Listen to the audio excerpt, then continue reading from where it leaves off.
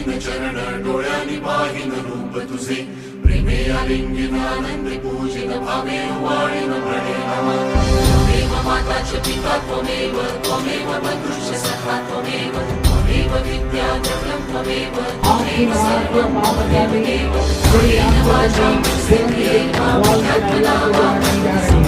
करोमि यत्